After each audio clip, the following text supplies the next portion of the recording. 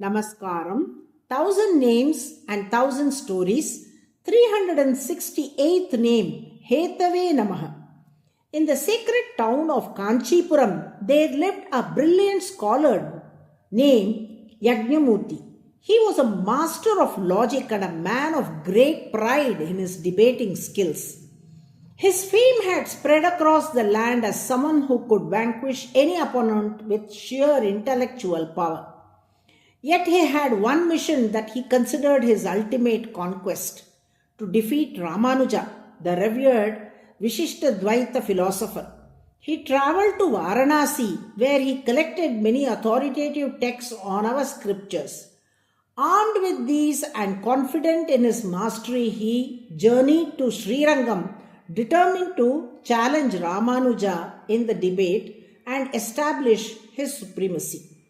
Yagnamurti approached Ramanuja and said, "I challenge you to a debate. If you defeat me, I shall renounce my views, adopt your doctrine, and even attach your name to mine.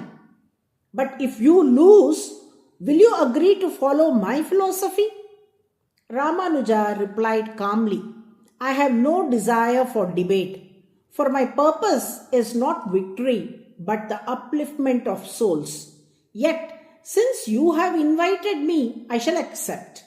If I lose, it does not mean that the doctrine I follow is flawed, for my gurus and the tradition I belong to can never be wrong. It would only mean that I have failed to represent it properly, that I have not studied well enough. In that case, I shall make a vow. I will never preach again nor read any religious texts henceforth." For 18 days the debate raged on. The townspeople gathered daily, watching this monumental clash of intellect and spiritual insight. Yagnamurti argued with sharp logic and dazzling rhetoric, but Ramanuja, with calm clarity, answered not just with scriptures and reasoning, but with the power of devotion, compassion, and deep spiritual experience. The air was tense on the 17th day of the debate. Yagnamurti, razor sharp and relentless, posed a deeply intricate question. For the first time in the long contest, Ramanuja paused. He looked serene but thoughtful. He said gently, "We shall continue the discussion tomorrow." For Yagnamurti, it felt like victory.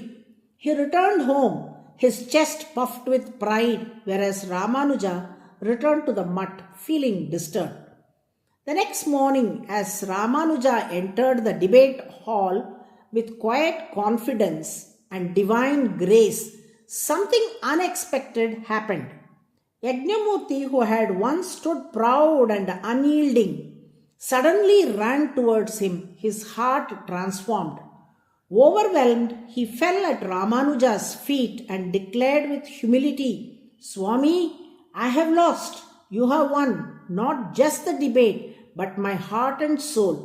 Even before you spoke a word today, just seeing your radiant face, I found the answer to the question I had posed. From this moment, I am no longer Yagnamurti, the debater. I am your disciple, and I shall bear your name with mine as a mark of eternal surrender." Ramanuja gently lifted Yagnamurti and said with compassion, "I accept you as my disciple. But before that, there is something you must know. Yesterday, when I returned to the mutt, my heart was heavy with uncertainty. I fervently prayed to the Lord Varadaraja Perumal, seeking guidance. That very night, the Lord appeared in my dream and said, 'To bless you with a worthy disciple, I myself have sent Yagnamurti to you. You shall win him over by drawing from Alavandar's Siddhitrayam and Nadamuni's Mayavada Kandan. It was by Lord's grace and his divine assurance that I, who had walked away disheartened yesterday, returned today with such confidence. And seeing that confidence, your heart transformed and you became my disciple. Know this, the true victory is not mine. The victory belongs to Lord Varadaraja Perumal. So while it is your wish to attach my name to yours, I leave that to you. But one thing is certain, you must above all attach your name to the Lord's, for it is He who is the cause of this transformation. Yagnamurti, now deeply transformed, wholeheartedly accepted that the true cause of his inner awakening was none other than Lord Varadaraja Perumal. In gratitude and surrender, he chose to take on one of the Lord's sacred names, Arulala Perumal, signifying the Lord's boundless grace. To honor Ramanuja, his spiritual master and guide, he also adopted one of Ramanuja's revered name, Emberumanar.